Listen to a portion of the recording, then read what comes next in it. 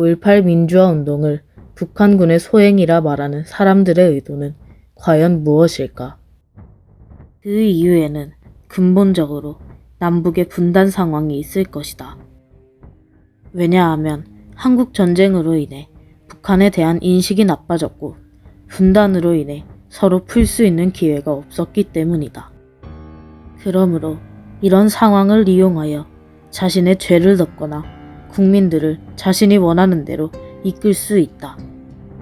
이의 대표적인 사례로 박정희와 전두환이 있는데, 박정희는 자신의 정권을 유지하기 위해서 신민당의 김대중 후보를 빨갱이라 말하며 전라도를 빨갱이 소굴로 불렀다.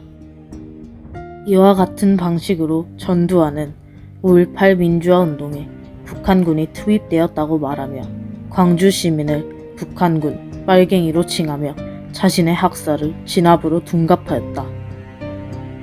이는 5.18 북한군 투입설을 전두환이 최초로 언급한 것으로 알 수 있다.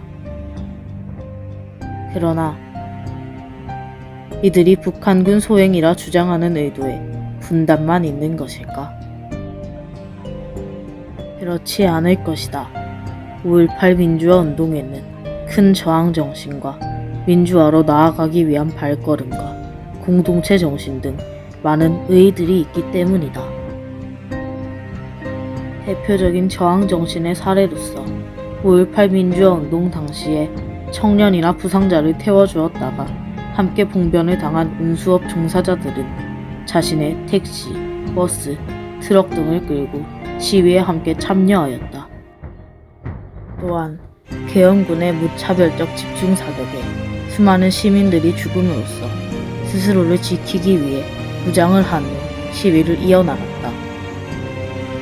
그리고 광주의 상황을 알리기 위해 김회기 열사는 동포에게 드리는 글에 또다시 치욕의 역사를 지속할 것인가, 아니면 우리 후손들에게 자랑스럽고 떳떳한 조상이 될 것인가 라고 되물으며 계엄령으로 숨죽이는 서울 시민들에게 더 이상 침묵하지 말아야 한다고 절규하였다.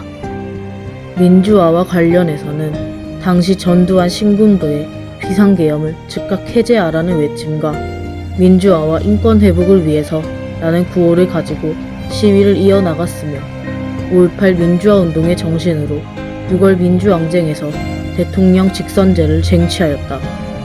또한 총상으로 인해 병원에 피가 부족하다는 소식이 들리면 줄을 서서 헌혈에 자발적으로 참여하거나 시민군을 위해 쌀과 그 당시 귀했던 김을 가져와 주먹밥을 만들어 나누고 스스로 질서를 지킴으로써 범죄가 한 건도 발생하지 않는 등의 모습으로 공동체 정신을 보여주었다.